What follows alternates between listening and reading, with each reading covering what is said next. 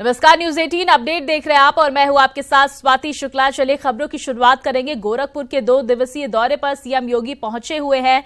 CM Yogi Adityanath ने यहां water support भवन का शिलान्यास करने के साथ ही चिड़ियाघर और रामगढ़ ताल को लेकर समीक्षा बैठक भी करेंगे। 6:30 के आसपास वो बृजभूषण सिंह के आवास जाएंगे और उसके बाद गोरखनाथ मंदिर में सीएम योगी रात्रि विश्राम करने के बाद कल सुबह 9:30 बजे से 10:30 बजे तक जनता दरबार लगाएंगे। इसके बाद दिन में जंगल कौड़िया ब्लॉक में राजकीय महाविद्यालय एवं ग्रामीण स्टेडियम का शिलान्यास कर जनसभा को संबोधित करेंगे। इसके बाद दोपहर 1:05 पर महादेवा बाजार से संत कबीर नगर जिले में स्थित मगहर के लिए निकलेंगे। वहां कबीर चौरा और समाधि स्थल का वो निरीक्षण करेंगे। यहां वो 3 बजे तक प्रधानमंत्री के प्रस्तावित भ्रमण कार्यक्रम की समीक्षा करेंगे और उसके बाद वो लखनऊ के लिए रवाना होंगे।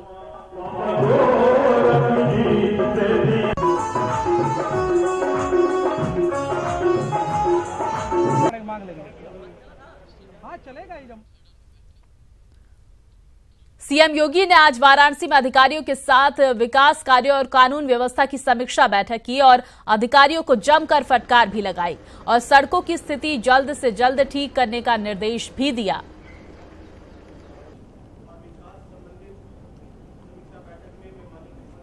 तो सीएम योगी आदित्यनाथ ने वाराणसी में अधिकारियों के साथ विकास कार्यों और कानून व्यवस्था की समीक्षा बैठक की।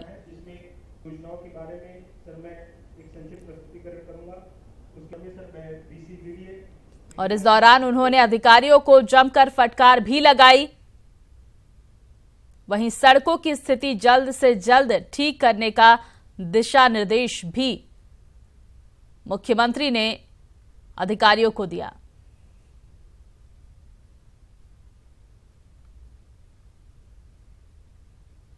कानून व्यवस्था और विकास कार्यों की समीक्षा की मुख्यमंत्री योगी आदित्यनाथ ने।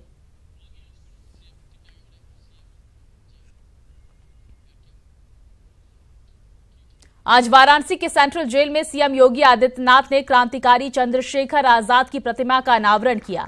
जेल पहुंचने पर मुख्यमंत्री भाव विभोर हो गए। अपने संबोधन में सीएम योगी ने कहा कि सेंट्रल जेल आजादी के आंदोलन की याद दिलाती है। इस जेल में चंद्रशेखर आजाद को 12 कोड़ों की सजा मिली थी। इतिहास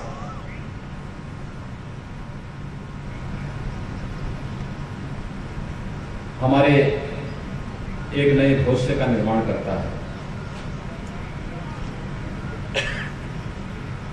अतीत के गौरवशाली क्षणों से प्रेरणा प्राप्त करके कोई भी समाज आगे बढ़ सकता है। अतीत की गलतियों का परिमार्जन करके भविष्य के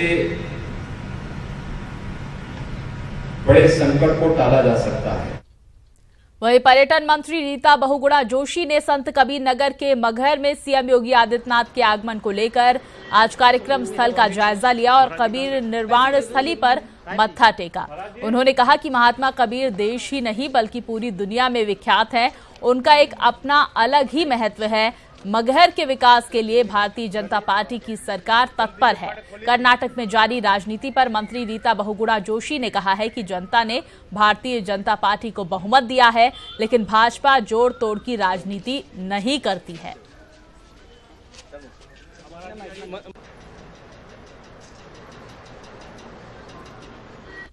बात करते हैं कानपुर से आ रही बड़ी खबर की, जहां जहरीली शराब की वजह से 12 लोगों की मौत के आरोपी विनय सिंह को पुलिस ने गिरफ्तार कर लिया है। पुलिस ने वहां पर विनय सिंह पर 25,000 रुपए का इनाम घोषित किया था।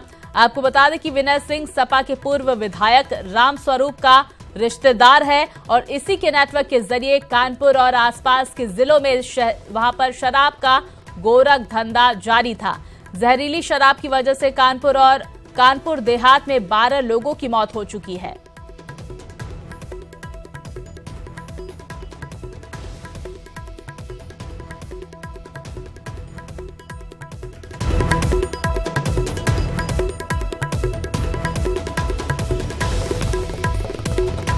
तो ये बड़ी खबर, जहां कानपुर में जहरीली शराब की वजह से 12 लोगों की मौत की खबर आ रही है, जिसमें विनय सिंह को पुलिस ने गिरफ्तार कर लिया है। और इस खबर पर तमाम जानकारियां देने के लिए हमारे संवाददाता श्याम फोन लाइन पर जुड़ गए। श्याम, क्या जानकारी मिली, क्योंकि एक बड़ी कामयाबी पुलिस के हाथ लगी है? जिस तरीके से कल कानपुर में और आज कानपुर देहात में मौतें हुई, कुल मिलाकर के 12 मौतें अभी तक हो चुकी है और तमाम लोगों का अस्पताल में इलाज चल रहा है। तो जाहिर सी बात है कि प्रशासन के लिए एक कड़ा समय था, एक कठोर समय था ये। और जो लोग थे वो आरोपी जो सिलसिला से हुआ, वो वहां से हुआ जो अनुज्ञाती था वहां का, उसके ऊपर FIR दर्ज हुई। इसके बाद जब पड़ते इसकी उधेड़ी गई तो कहीं ना कहीं नाम आया विनय सिंह का। विनय सिंह जो कि कानपुर देहात के सपा नेता और पूर्व मंत्री भी रहे हैं, रामस्वरूप गौड़ उनका नाती बताया जा रहा है। और इसका भाई नीरज सिंह वो भी पिछले विधानसभा चुनाव में सपा के टिकट से चुनाव लड़ चुका है। तो इसको पकड़ना पुलिस के लिए एक बड़ी चुनौती थी, जिसके लिए पुलिस ने जाल बिछाया और कानपुर के अलावा आसपास के जनपदों में छापेमारी की गई। विनय सिंह को पुलिस ने पकड़ने में सफलता हासिल कर ली और विनय सिंह से पूछताछ की जा रही सचिंडी थाने में। और इससे ये क्लू निकालने की कोशिश की जा रही है कि आखिर किस तरीके से ये शराब में मिलावट करता था और कहां कहां पर इनका केमिकल रखा हुआ है। आपको बता दें कि कल रात में पुलिस ने कानपुर देहात में छापेमारी की थी एक गौशाला में, जो गौशाला जो पूर्व मंत्री है उनकी बताई जा रही है। वहां पर पुलिस को भारी मात्रा में शराब मिली थी और वहां पर एक जार केमिकल मिला था जिससे कि नकली शराब बनाई जाती है।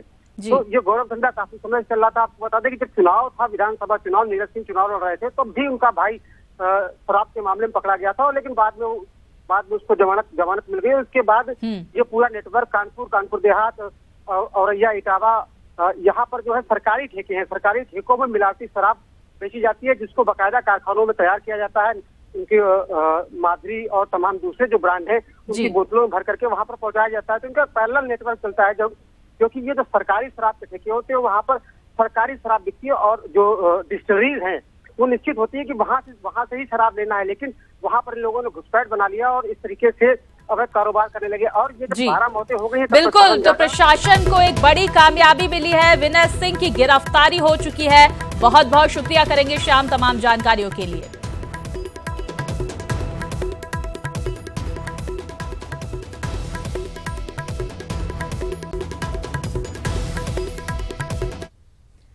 कैराना में होने जा रहा उपचुनाव जंग का मैदान बन गया है। जीत सुनिश्चित करने के लिए बीजेपी और महागठबंधन ने एड़ी चोटी तक का जोर लगा दिया है। एक रिपोर्ट देखिए। शामली के कैराना में होने जा रहा उपचुनाव अब बीजेपी और महागठबंधन के लिए जंग का मैदान बन गया है। उपचुनाव की जंग में जीत सुनिश्चित करने के लिए बीजेपी और महागठबंधन ने एड़ी चोटी का जोर लगा दिया है। बीजेपी ने कैराना उपचुनाव में अपने प्रत्याशी को जिताने के लिए अपने दर्जनों सांसदों को चुनाव प्रचार के लिए मैदान में उतार दिया है और बीजेपी जनता के बीच जाकर अपनी सरकार की उपलब्धियां गिनवा रही है। देखिए, भारतीय जनता पार्टी के कार्यकर्ता सघन परिश्रम करके संगठन की योजना रचना को मूर्त रूप देते हुए कैसे अधिकाधिक मतदान हो, आम जन तक, मतदाता वर्ग तक भारतीय जनता पार्टी के कार्यकर्ता पहुंचे, हम इसकी योजना संरचना बना रहे हैं। तो वहीं दूसरी ओर गठबंधन की ओर से रालोद, सपा और बसपा के कई पूर्व मंत्री और विधायकों ने चुनाव प्रचार का मोर्चा संभाल रखा है।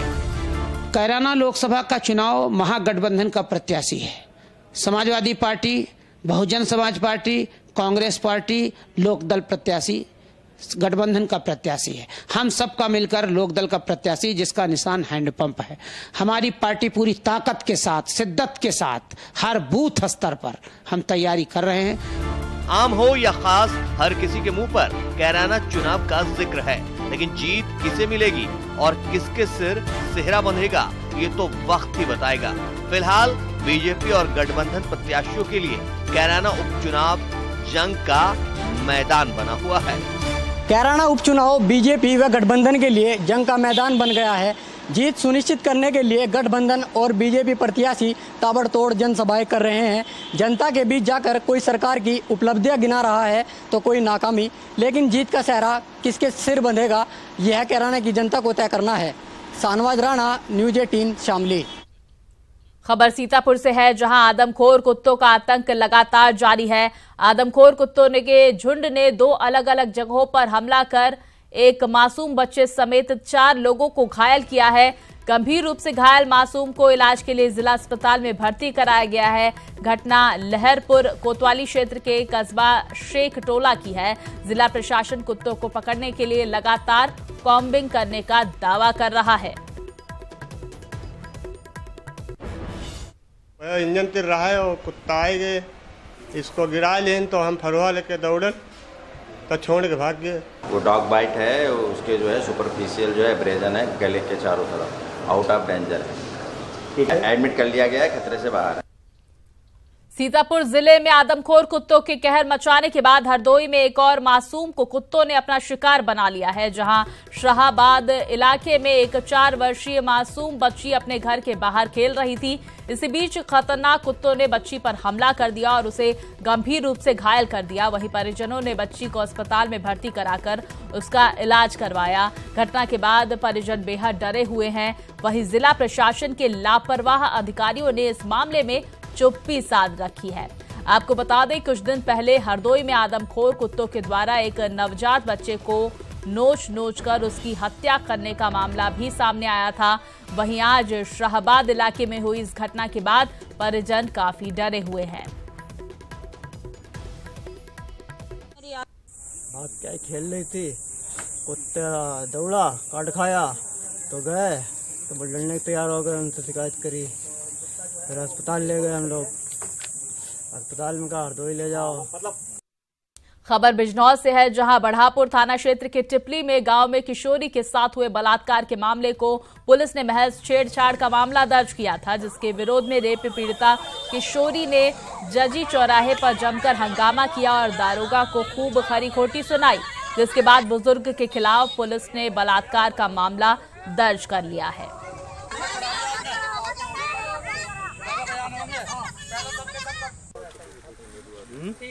तो ये बड़ी खबर आपको बता दें, बिजनौर से खबर है, जहां बढ़ापुर थाना क्षेत्र के टिपली में गांव में किशोरी के साथ हुए बलात्कार के मामले को पुलिस ने महज छेड़छाड़ का मामला दर्ज किया था, जिसके विरोध में रेप पीड़िता किशोरी ने जजी चौराहे पर हंगामा किया और दारोगा को खरी खोटी सुनाई, जिसके बाद बुजुर्ग के खिलाफ पुलिस ने बलात्कार का मामला फिलहाल दर्ज कर लिया है। लेकिन एक तरह से प्रशासन का लापरवाह रवैया सामने आया। आखिरकार पीड़िता ने जब हंगामा किया तब जाकर प्रशासन को सूद ली प्रशासन ने और इस पर कार्रवाई की गई।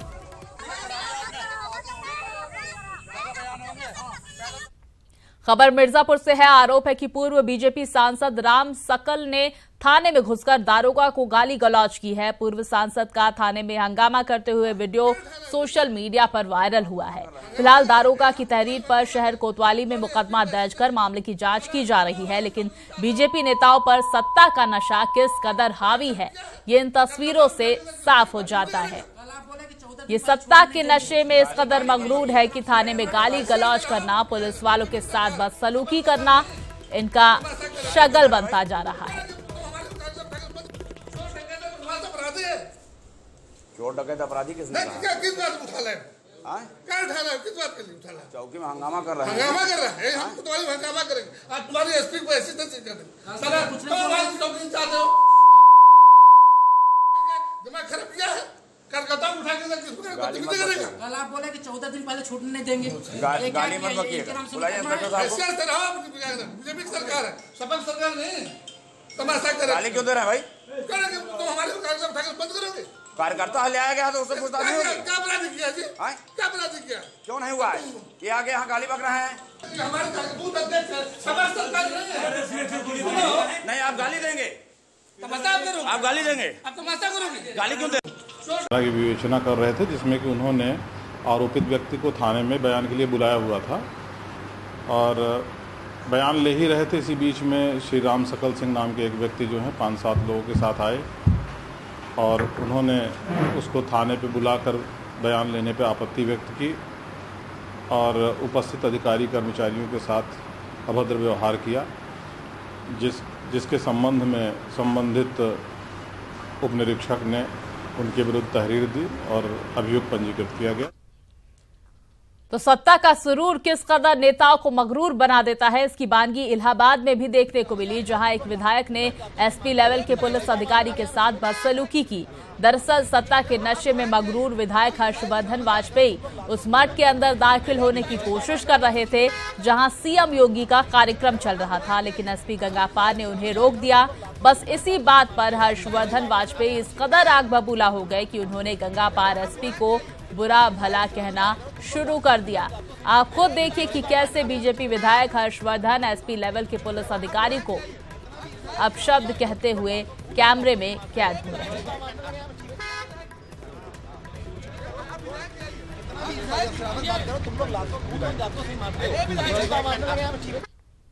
वहीं बांदा में आज मध्य प्रदेश की प्राइवेट सवारियों से भरी हाईटेंशन लाइन की बस, वहां पर बस हाईटेंशन लाइन की चपेट में आ गई, जिसके बाद वो बस चंद मिनटों में आग के गोले में तब्दील हो गई। बस में सवार करीब 35 सवारियों ने सूझबूझ से भागकर अपनी जान बचाई। वहीं बस का क्लीनर चलती बस की चपेट में आकर गंभीर रूप से झुलस गया।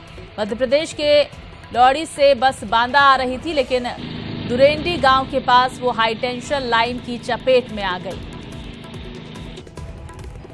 तो देखिए तस्वीरों में आप देख सकते हैं, न्यूज 18 एक्सक्लूसिवली आप तक ये तस्वीरें पहुंचा रहा है, जहां बांदा में आज मध्य प्रदेश की प्राइवेट सवारियों से भरी बस हाईटेंशन लाइन की चपेट में आ गई और किस तरह से इस बस में आग लग गई आप तस्वीरों से देख सकते हैं। चंद मिनटों में आग के गोले में तब्दील हो गई ये पूरी बस, हर जगह सिर्फ आग ही आग। बस में करीब 35 सवारियों ने भागकर अपनी जान बचाई। वहीं बस का क्लीनर चलती बस की चपेट में आकर झुलस गया है, जिसका इलाज किया जा रहा है।